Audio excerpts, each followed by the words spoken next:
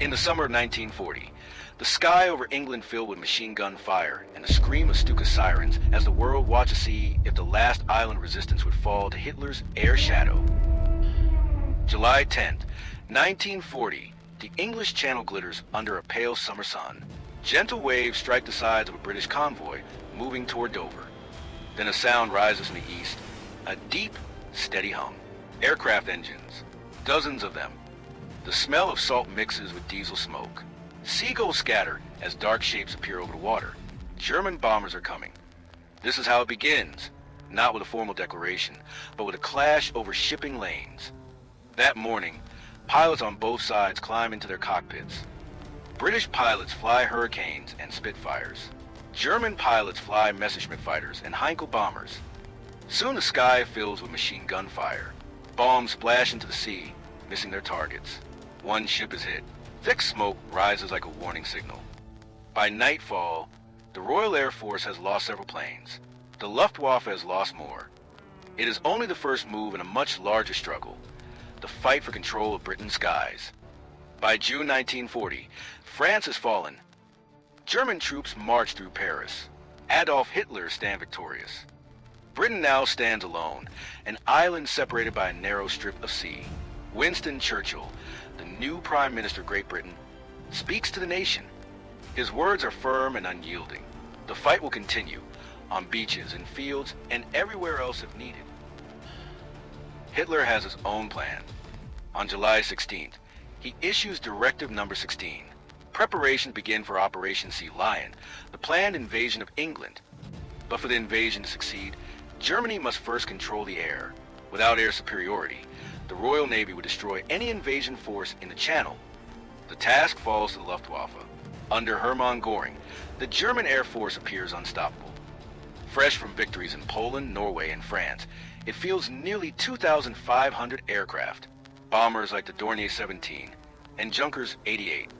Fighters like the Bf-109 and the twin-engine Bf-110. They outnumber Britain's fighter command by nearly 4 to 1. German pilots are experienced. Many have already fought in Spain. Göring promises Hitler a quick victory. Destroy the RAF in weeks, he says, and the invasion will follow. But Göring underestimates his enemy. Britain has key advantages. Its pilots fight over home territory. If they are shot down, they land among friends and can return to combat quickly. German pilots who fall face capture, or death in the Channel. Fuel is another problem. The Bf-109 has limited range. German fighters can only fight briefly over southern England before turning back. And then there is radar. Along the coast stand tall towers, Britain's chain-home radar system. These stations detect incoming aircraft far out to sea. In underground rooms, operators track enemy movements. Controllers then guide Royal Air Force squadrons directly to their targets. It is a system built for defense, and it works. German intelligence, however, paints a false picture. They believe the Royal Air Force is weak, damaged by Dunkirk. Luftwaffe leaders plan a step-by-step campaign. First attack shipping, then airfields, and finally cities to crush morale. They expect Britain to surrender, but Britain does not break. Aircraft production surges. Factories run day and night. New Spitfires and Hurricanes roll off the lines faster than Germany expects. Pilots arrive from across the Commonwealth, from Poland and Czechoslovakia. The Royal Air Force is not shrinking. It is renewing itself. The sound of the Merlin engine becomes a heartbeat of Britain's defense. Smooth and powerful, it roars across airfields as fighters take off. That sound represents more than machinery. It represents workers, factories, and a nation under strain, but standing firm. Throughout July, German attacks focus on Channel convoys. Stuka dive bombers scream downward, their sirens designed to terrify. On July 19th, 9 British fighters face 40 German aircraft near Dover. The sky fills with smoke and tracer fire. A Spitfire dives through cloud and fires. A German fighter spirals into the sea. Losses rise on both sides. By the end of the month, the Royal Air Force has shot down 150 enemy planes, losing 70 of its own. The pressure increases. German aircraft strike coastal towns and radar stations. In operations rooms, women of the Auxiliary Air Force calmly move markers across maps. Pilots scramble. Boots hit concrete. Engines cough, then roar. The line holds, barely. In August, the focus shifts to airfields. Hitler demands results. On August 1st, Directive Number 17 orders a complete destruction of the Royal Air Force. Göring declares Adler Tag, Eagle Day, on August 13th. The Luftwaffe expects victory, but confusion and poor coordination spoil the attack. Some units bomb the wrong targets. Others launch too early or too late. British fighters intercept again and again. On August 15th, the Luftwaffe flies over 2,000 missions. German bombers from Norway attack northern England, believing it undefended. They are wrong. Many are destroyed. In the south, bombs tear up runways. Hangars burn. Pilots land amid smoke and debris. Still, Britain repairs fast. Ground crews work through the night. Factories replace losses. German intelligence claims the RAF is nearly finished. In truth, it still has hundreds of serviceable fighters. August 18th becomes known as the hardest day. Hundreds of aircraft clash above southern England. Airfields are heavily bombed. Pilots on both sides fight to exhaustion. By evening, German losses are far greater than British ones. The Luftwaffe presses on, but fatigue sets in. Escorts are ordered to stay close to bombers, reducing their effectiveness.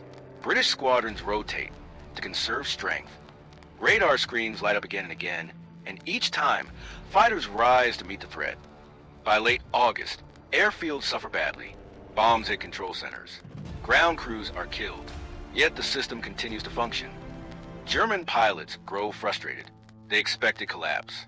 Instead, fresh Royal Air Force squadrons keep appearing. September brings crisis. British pilot losses are heavy. Replacements are young and inexperienced. But the Luftwaffe has also suffered deeply.